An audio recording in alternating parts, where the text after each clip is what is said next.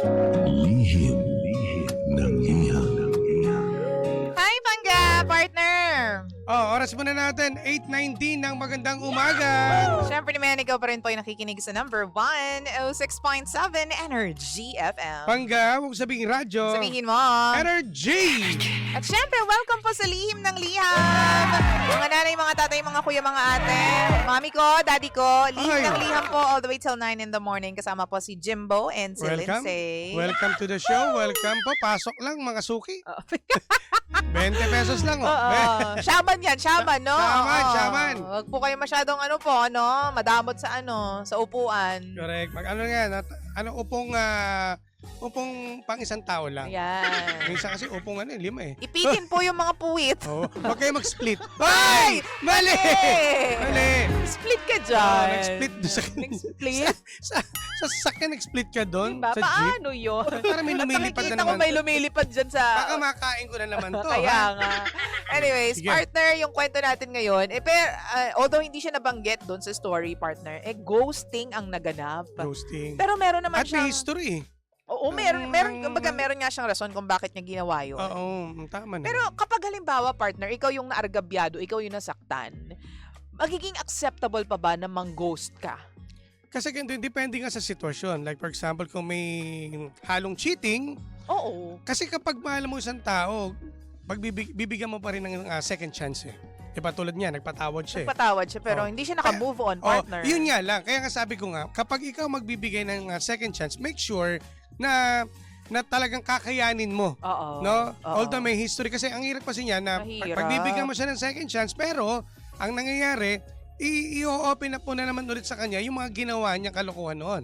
Kumbaga hindi pa siya totally healed. Oo. 'Di ba? Kapag nagpatawad ka, dapat burado na lahat kung ano man yung nangyari sa inyo. Ganun ba Oo, yun? ganun talaga. Kasi ako, partner, naniniwala ako na bibigay ng second chance yung ibang tao. Mm. Dahil sa, yun nga, mahal nila. Pero, nagbigay kaya ako magbago. magbibigay ako ng second chance para lang, alam mo yun, unti-unti tulungan mo ko para maging okay tayo. Kasi nandyan pa rin yung sakit, nandyan pa rin yung bubog, Oo. nandyan pa rin yung, alam mo yun, yung sin mo, Oo. yung mistake mo, pero Mm. tatanggapin kita ulit. Yun nga lang, tulungan mo ko.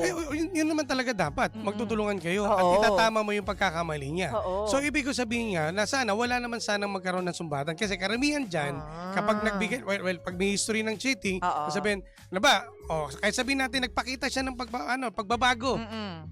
Kumbaga, inayos niya yung sarili niya. Oo. Ngayon, pag dumating sa punto na meron pang, may TH may tamang hinala Tamang hinala pa Hindi rin. lang nakapag-text, may ganitong mga senaryo ha. Oo. Sasabihin na, siguro gumagawa ka na naman ng siguro may iba ka na naman. Hindi ka- Alam mo, hindi mawawala. Kaya pag Oo. nagpatawad ka nga, sabi ko nga, dapat dyan, make sure na Dapat burado na lahat. Absolute? Oo.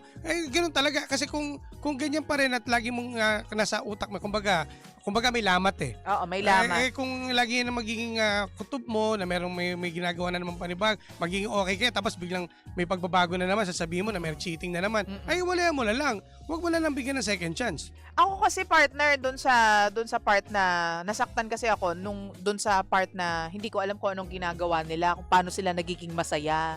'Di ba? Lalo na kapag silang dalawa lang at sarado ang pinto. 'Di ba? Parang kasi bilang lalaki, tas may imagine mo, well, bilang babae din, tas may imagine mo na yung boyfriend mo, yung girlfriend mo, yung partner mo, mapaano mang sitwasyon ninyo, merong kinakasama sa loob ng kwarto. Partner! Torture yun, mental torture yun. Kaya hindi mo masisisi na kung talagang, ginusto mong bigyan ng second chance. Ayun nga. Kung talagang ganyan pa rin nakita mo, dapat sana una pa lang hiniwalayan mo na. Ganun kagad, masasaktan ka pa rin. Nagloko na eh. Siguro ako, partner, although I respect that, may mga pangga kasi tayo na ganyan talagang paniniwala. Ako siguro sasabihin ko sa kanya yung totoo, na patatawarin kita pero hindi ibig sabihin nun, kaya ko na agad burahin lahat ng kasalanan mo. 'Di ba? Papatawarin kita. Tutulungan mo pero nga. tulungan mo ako kasi hindi ako ganun ka-perfect at hindi ko kayang burahin lahat eh. Tulungan mo ako na mawala or makalimutan o mabawasan man lang yung sakit na nararamdaman ko kasi mahal pa rin kita. Yun nga lang, nagkamali ka sa akin. Magkaiba talaga tayo. Magkaiba Meron talaga talagang ang iba, oo. Magkaiba talaga lalo na yan ang point of view mo. Siguro bilang babae. Bilang babae. Well, sa lalaki kasi iba eh. Oo. Iba yung sa akin kasi yung gusto niyong mangyari. Oo. So, ganyan ba yung karamihan ng lalaki, partner? Karamihan, ganyan. Oh. Na tipong pag nagkamali kayo, gusto nyo, pag pinatawad kayo, absolute tawad na yan. Kumbaga, Wala nang problema. oo, itama na natin. Oo. Gawin mo na kumbaga, binigyan ka na ng pangalawang pagkakataon, di ba? Di mo pa ayusin. Diba? Loko-loko ka lang kapag di mo pa inayos at inulit mo. So parang, parang nagsalita ka lang ng oo at inaamin mo yung pagkakamali tapos bandang huli, tumagal, gagawa ka na naman ng panibagong kalokohan. Oh, yun ang problema dyan. Kapag sabi nga nila, pero hindi ko naman ito nilalata. Sorry, wag nyo i-quote dito ha. Well, Hindi, i-quote nyo siya. I-quote nyo. May mga tao naman kasi talaga na, nagkamali. Inayos ulit at tinama niya yung pagkakamali niya. Oo. Pinatunayan naman niya. Pero sa 100% siguro mga 10% lang yata sila. Oo. Ay! Mali! Hindi, di ba? May mga ganyan talaga pagkakataon. Kaya nga, partner, kapag halimbawa na, kaya you better think twice kung manloloko ka. Although hindi dapat siya ginagawa.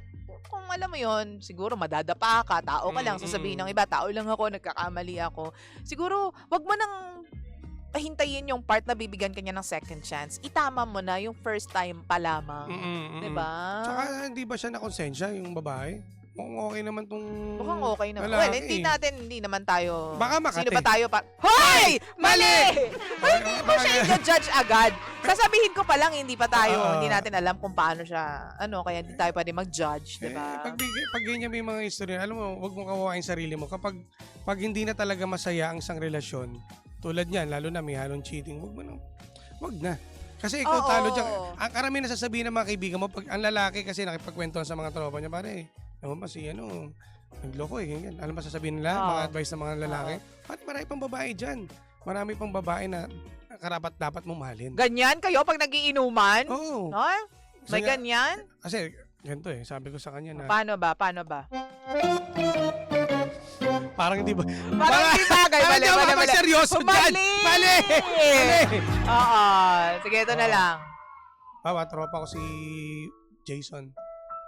Ang accounting. Jason. Tagay, pare! Sarap Pare, ng Jason. inuman natin, tagay! Oy, ano yan? Jason? Jason. Ako si sige, Jason. Ako si Jason. Jason. Accounting, no? So, may problema ako. Ano yun? Pare naman, panira ka naman ng inuman eh. Ba't ka naman ganyan? Hindi, bro, alam mo sa totoo lang. Happy dapat tayo eh. Hindi ko tama, hindi ko alam kung tama pa ba yung desisyon ko na pagbigyan pa yung girlfriend ko eh. Anong ginawa ng girlfriend mo?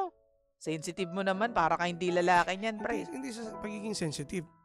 Meron siyang kalokohang ginawa. Ano? May lalaki siya. Di ba may babae ka din? Ayoko maging quits. Diba?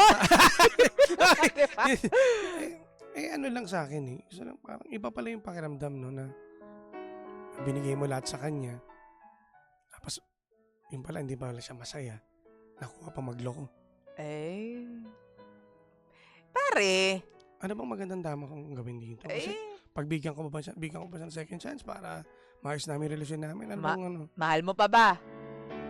Mahal ko siya sa mahal. Kaya ko naman ibigay lahat sa kanya eh. Di ba? Tingnan mo nga, nagpapakatanga na nga ako eh. Nakita ko, pero tingnan mo, sino bang lalaking gagawa nito na mag-iisip ako na pagbigyan pa siya ng pangalawang pagkakataon sa aming relasyon? Repa, kung kaya mo siyang patawarin. Hindi naman ganyan si Jason ah. Hindi ba ganyan? Paano ba? Sabi ni Miss Ems. Yeah. Ganon. Repa, sabi ni Miss Ems. Ano sabi? Bakit naman ganyan? Hindi, Repa, ganito na lang. Kung ganito isipin mo ha, kaya mo siyang patawarin at kaya mo pa rin siyang makita araw-araw paggising mo sa umaga, kahit na meron siyang kasalanan sa'yo, tawarin mo, bigyan mo ng second chance. Pero kung sa tingin mo, ayaw mo na, kung ano-ano na naiisip mo at baka makagawa ka pa ng krimen o pagkakamali, dahil lang sa pinatawad mo siya at hindi ka makamove on, bitawan mo na lang. Hindi bro sa hindi bro sa parang gusto kong iwanan siya kagad eh. Naano ko lang kasi dito parang ang sakit pala sa pakiramdam na maloko ka ng babae. Talaga ba? Manloloko ka din naman, di ba? Hindi ko sinasabi na takot ako sa sarili kong multo. Bakit siya tumatawa? Hindi, sorry na pare, sorry na. Ano bang pinakamagandang gawin ko? Gusto ko siyang pagbigyan. Kaso, parang pag nagkaayos kami ulit, hindi maalis sa isipan ko na lagi siyang nagloko. Iwalayan mo na, pre! Yun na lang ba? Walayan mo na! Sige, cheers tayo sa MX3 Coffee Mix. Yeah! Jason, meron pa ba?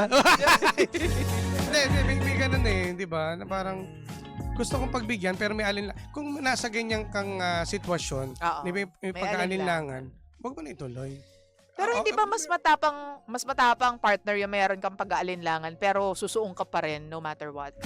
Kasi kung talagang gusto mo siyang bigyan ng second chance, hindi ka magdadalawang isip eh. Sa bagay. Automatic na kagad na, sige, ayusin natin to, magtulungan tayo. Tapos na kagad ang usapan. True. Bibigyan kita. Pero kung may alinlangan ang tama pa mang gagawin Big sabihin, desisyon, oo. itutuloy ko ba o i-ghost ko na lang siya? Oo.